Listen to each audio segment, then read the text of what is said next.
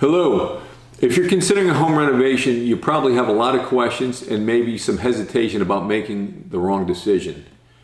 What most homeowners don't realize is the biggest, most expensive mistakes happen before construction even begins, not during the work. In this video, I'm going to walk you through the key things you need to understand before you make any commitments, including, number one, how much will my renovation realistically cost? Number two, why does renovation often cost more than expected? Number three, how long will it actually take? Four, whether you can live in your home during renovation. I'll cover a few other things that most contractors simply don't explain but should. The goal here is simple: help you avoid costly mistakes, save time, and make smart decisions before you move forward. Here we go. One of the questions most homeowners ask me is, how much is my renovation going to cost? And that's the right question to ask. Whether your renovation budget is $150,000 or $3 million, you want a realistic idea of cost before you invest a lot of time, emotion, and money into planning. So in this video, I'm going to do two things. First, I'll explain what it takes for a contractor to give you a true, accurate price in writing. And number two, I'll clear up one of the biggest misconceptions in remodeling, this idea of price per square foot. You'll hear a lot of people say renovations cost about, name a number, per square foot. But here's the truth. There is no magic square foot price that you can apply to a home renovation and boom, you have the correct budget. And the reason is simple. There is no industry standard that defines what's included in a square foot price. So one contractor may be including permits, project management, demolition supervision, labor and materials. And another contractor may be quoting something completely different. That's why square foot pricing often creates confusion and disappointment. Let me give you a simple fictional example. Let's compare two rooms that are the exact same size. So in example A, we'll use a 400 square foot kitchen renovation. And example B is a 400 square foot living room renovation. Same square footage, very different cost. Okay, a kitchen renovation usually involves a lot of different skilled trades. You'll have carpenters, plumbers, electricians, tile installers, painters, etc. And the material list is a lot longer. Cabinets, countertops, sinks, tile, faucet, lighting. So let's say the contract price for a kitchen is $125,000, including labor, material management. That works out to about $312 per square foot. Now in example B, the living room, also 400 square feet, you typically need fewer trades, maybe carpenter, tile setter, painter, and the material list is much simpler: flooring, baseboards, paint, lighting. So let's say the contract price is $28,000. Well, that's $70 per square foot. So what does that tell you? It's the scope of work, not just the square footage, that drives renovation cost. And here's the most important part to remember. Until a project is properly planned and the drawings are complete, no contractor has enough information to price the work accurately. That doesn't mean you can't get valuable guidance early. It means the right way to start is, number one, a conversation about your goals, and number two, a site visit to understand existing conditions. That's the best way you can get a realistic cost range before you move to the next level. If you'd like, I can help you understand what your renovation is likely to cost so you can make informed decisions early and avoid surprises later. If you're planning a renovation, you should ask this question: do I need plans before I get real pricing? This is a good question to ask early and gain clarity before you start writing checks. Let me start with an obvious truth. For larger remodels and more complex your project becomes, the more difficult it is to get truly accurate fixed price without drawings. This is the reason why. Because plans define the things that drive cost. Number one, what's being removed or demoed. Number two, what's being rebuilt or built. Three, the structural changes. Four, electric and plumbing scope. Five, cabinet layout, tile layouts, lighting plan. And six, these details ultimately determine the cost of labor and materials. So without that information, we're forced to make assumptions. And assumptions are where renovations go sideways. And this is where you need to be cautious. If someone offers you a firm price with no plan, no details, and no real scope, it may sound great, but is it realistic? Because here's what can happen. Either they may change the price later, say, sorry, we didn't have all the relevant information. Or they may attempt to cut quality. Maybe they load the contract with vague language to protect themselves later, or they might not even show up again. And as a homeowner, you're the one who ends up stressed out or stuck. So now, here's the part that many contractors don't explain clearly, and I think it's important. You can absolutely get valuable pricing guidance before you have plans. You may not get a perfect fixed price bid, but you can get a meaningful cost range. In many cases, with the right conversation, some photos, and a walkthrough, an experienced contractor can get you to a price range that's within 20 to 30%. That's huge because it helps you answer the most important early question. Is my budget feasible for what I want to do? So here's the process I recommend, especially for high-end renovations. Step 1, clarify the budget and range. We'll walk you through your goals, discuss the level of finish, and then project a realistic renovation cost range. Step 2, confirm feasibility. If you're in the right cost range, now it makes sense to invest in design. And then step 3, get plans created and finalized. And in Florida, for virtually all projects, you'll need drawings for permitting. And step 4 is get real pricing in writing. Once the drawings are complete, that's when a contractor can responsibly price the job and stand behind the number. So to answer the original question, do you need plans before you can get real pricing? The answer is yes. For larger remodels, you need finished plans if real pricing means a true fixed price. But if your goal is to know whether you're in the ballpark before spending months designing, then no, you do not need full set of plans for a realistic cost range. If you're considering a renovation and want straight answers with no pressure, just reach out. A question some homeowners are thinking, even if they don't ask it out loud, is this. Why does renovation cost more than I expect, even when I'm not doing anything extravagant? And that's a fair question, and it's not coming from frustration, it's usually coming from confusion. Because when you look around, you're not trying to build a mansion, you're just trying to update a home that already exists. So here's the important clarification. Renovation costs don't rise all at once for one reason. They rise because many small things stack up on top of each other. Inflation is a part of the picture, but it's not the full explanation. What most homeowners don't see is what's happening behind the scenes. First, renovations rely heavily on skilled labor, and skilled labor is not interchangeable. You can't simply swap in less experience without risking quality, safety, passing inspections, and keeping a timely completion schedule. Second, renovation work is inherently inefficient compared to new construction. We're tying new systems into old ones, working around existing structures, and sequencing trades in tight situations. Third, building codes. Inspections and coordination requirements are far more involved than they were years ago, especially here in South Florida. So none of these things feel dramatic on their own, but together they compound. So when homeowners feel surprised by cost, it's probably not because someone's overcharging them. It's because they're comparing today's projects to yesterday's assumptions without realizing how much of the underlying process has changed. But the good news is this doesn't mean you're powerless. It means that early decisions matter more than ever. Understanding scope, finish level, and feasibility before committing to plans or construction is now the biggest lever you have to control cost. That's why clarity up front isn't a luxury anymore, it's protection. From my experience, the homeowners who have the best renovation experience aren't the ones who spend the least. They're the ones who understand what's driving cost early in the process and plan accordingly.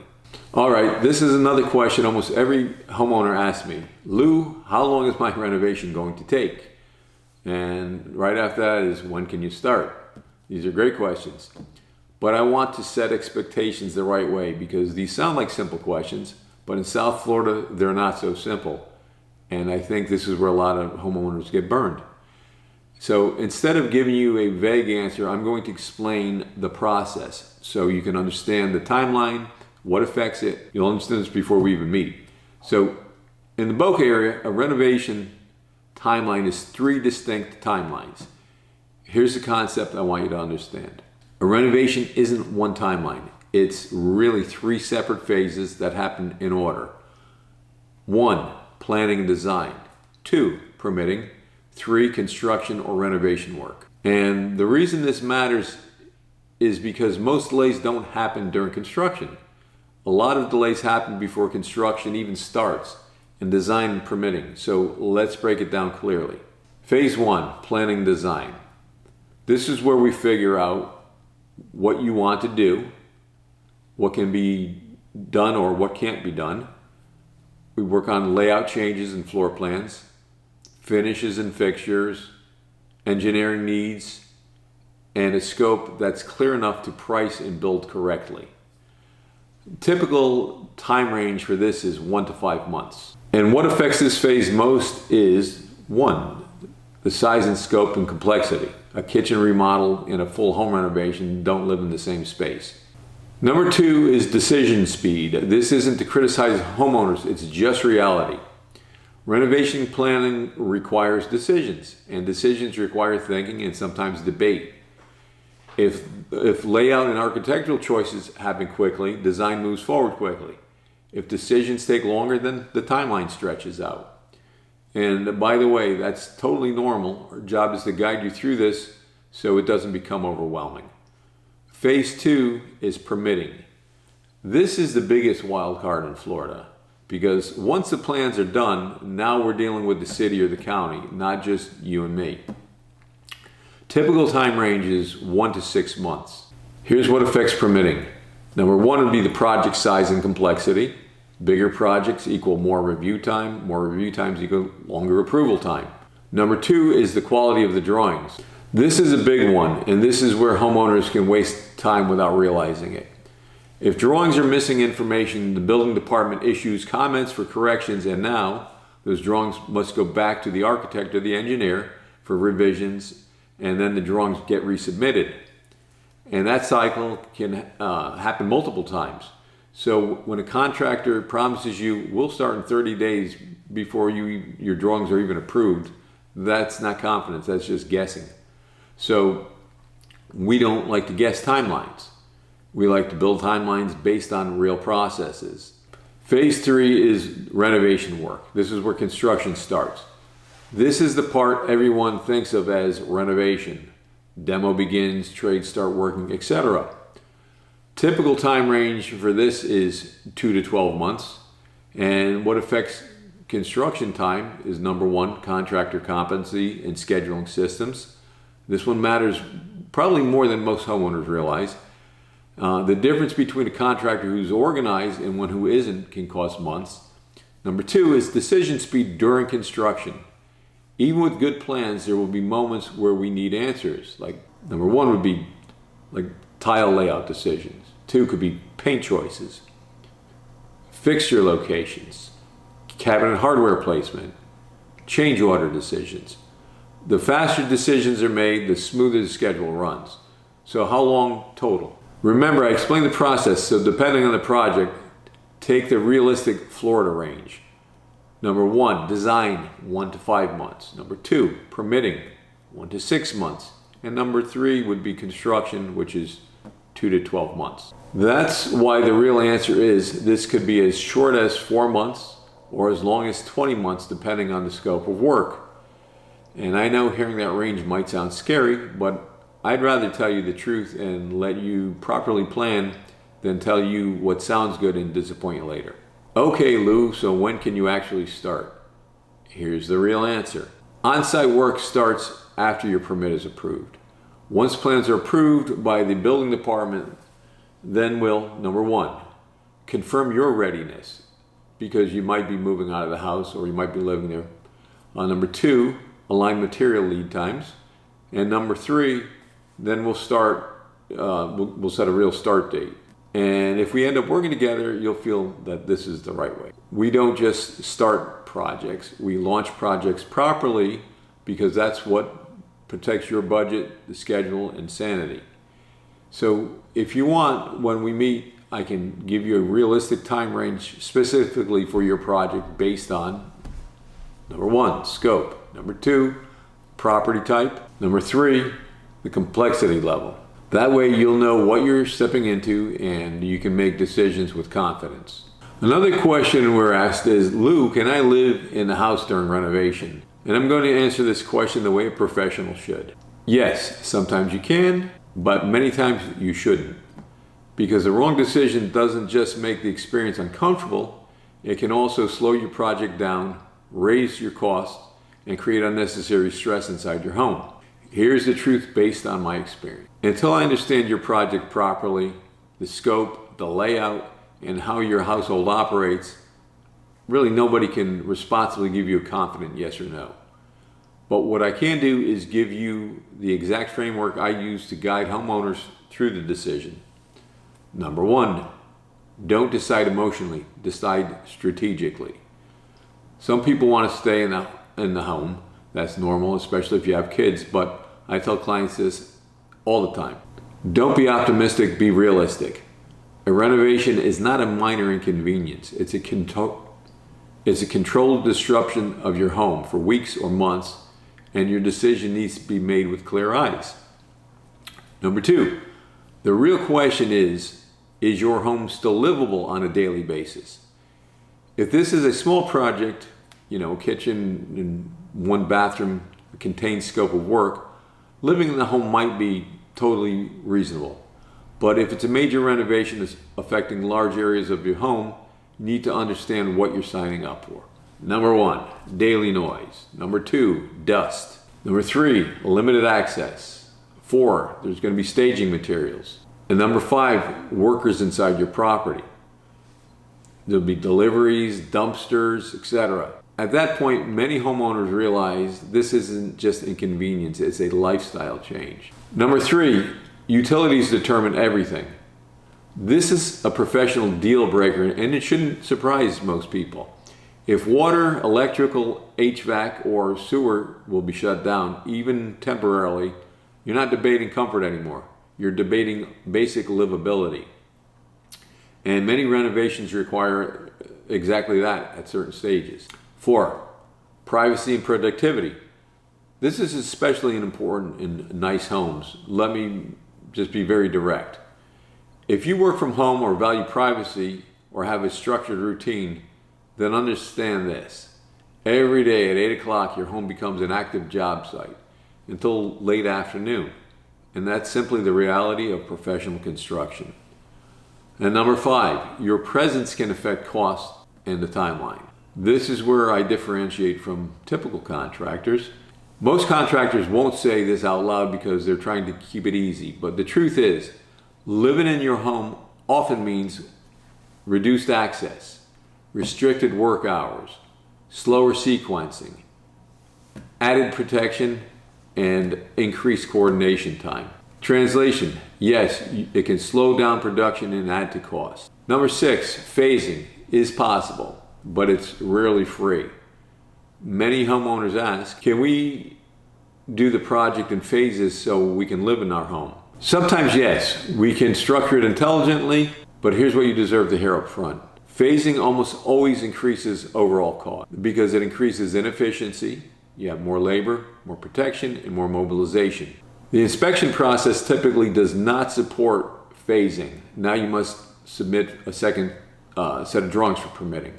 The real question becomes, is that premium worth it to you? Sometimes it is, sometimes it's not. My closing advice, before you decide, you need to evaluate 2 things in this order. Lifestyle impact, then financial impact, not the other way around. And finally, ask your contractor this question. What do you recommend? What would you do if this was your home? Because a true professional will give you the honest answer, even if it's not the answer you hoped for. I don't want to be around an unhappy client for 3 to 6 months. Likewise, you don't want to be there either. So if you like, when we meet, I'll evaluate your exact scope of work. I'll tell you candidly whether staying in your home is realistic and what it will do to the timeline and cost. This is a big concern some homeowners have before starting a renovation. What causes the projects to go over budget? And frankly, you need to understand this.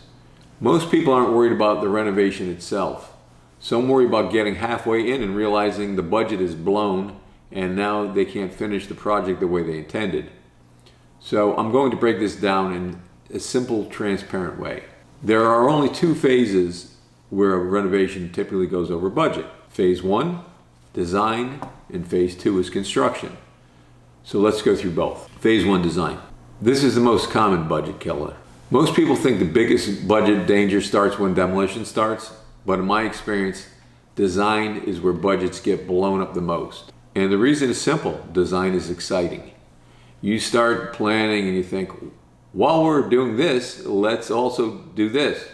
Then it becomes just one more thing, and then another, and then another. And then the next thing you know is the project has quietly turned into something that's far larger and far more expensive than what you originally planned. And here's another truth people don't hear enough.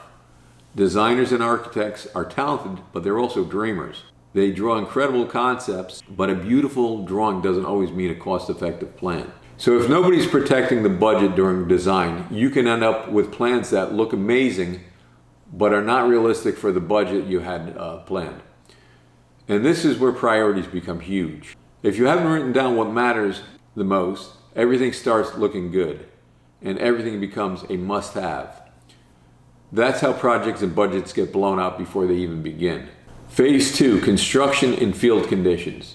Now, phase 2 is construction, and 2 things usually cause budget issues here.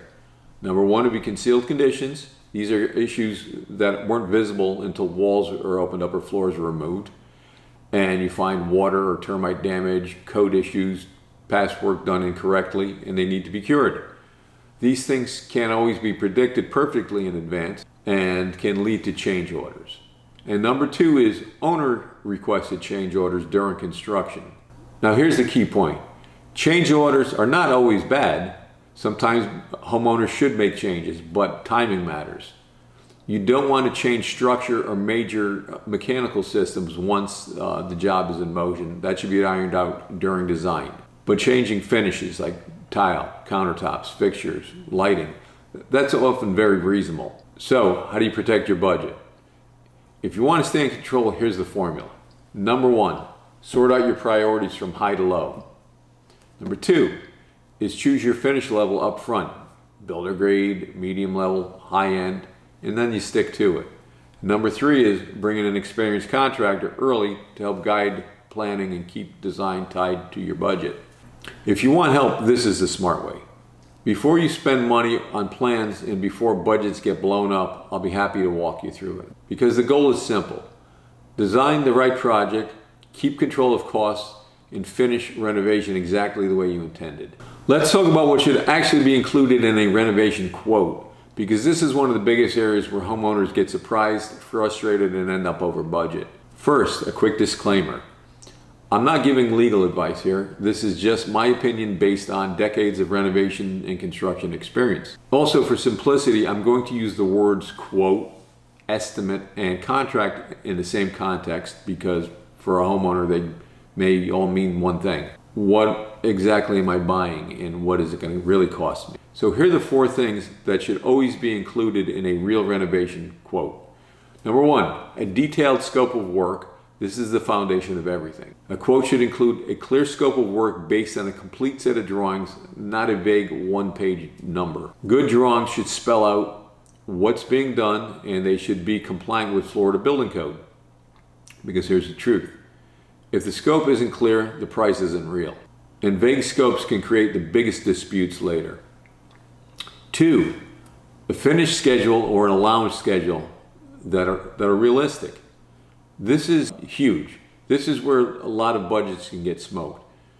Even the most good construction drawings often don't specify the quality of things like flooring, cabinetry, millwork, countertops, plumbing fixtures, and lighting fixtures, and many other finish items. So the quote needs to include either the actual selections or allowances that are realistic for your home and your neighborhood. Because if those items aren't accounted for correctly up front, homeowners often think they are on budget until the selections start and then the costs climb fast. Number 3, a clear draw schedule. This draw schedule is payment schedule. A professional quote should clearly show the total contract amount and exactly when payments are due. This protects both sides. It keeps you informed and in control, and it makes sure the contractor can schedule labor and materials and keep the job moving forward. If there's no clear draw schedule, that's a red flag because it creates confusion, delays, and misunderstandings. And 4, terms and conditions. Yes, you need these. This is not fine print, it's the rules of the game. Terms and conditions define, number 1, responsibilities of each party. Number 2, what's included and what's excluded. And number 3, how changes are handled. And 4, what happens if delays, material back orders, or hidden conditions are encountered. And I'll be blunt here, in high-end renovations especially, things come up. The terms and conditions are what stop small issues from turning into big fights. So even if you hate legal paperwork, most people do, you really should read it carefully and understand it. So these are the basics, the minimum a real renovation quote should include. 1, a detailed scope of work. 2, the finish schedule with a realistic allowances. 3, a draw schedule. And 4, terms and conditions. If your quote doesn't include these, it may look simple, but it's actually risky because the budget and expectations aren't properly defined. What's the best time of year to renovate in South Florida? The best time is whatever fits your schedule. The time of year has almost no effect on interior renovations, and for additions and new construction, the best time of year is irrelevant. We just get started and deal with weather if it becomes a problem. There's no perfect way to plan for rain, tropical storms, heat, or hurricanes. We just deal with it and move forward. If we waited for the best time of year, nothing would get done. If you watch this video all the way through, you now have a much clearer picture of how renovations really work, not the marketing version, but the real process. The goal of this video is to give you clarity before we meet so our conversation can be focused, productive, and valuable for you. When we sit down, we'll apply this framework to your specific project, your project goals, and your priorities. You'll have the opportunity to ask questions, raise concerns, and talk through what matters most to you. And I'll give you straight answers based on your situation. My role is to help you understand what's realistic, what to expect, and what the smartest next step is. I'm looking forward to our conversation.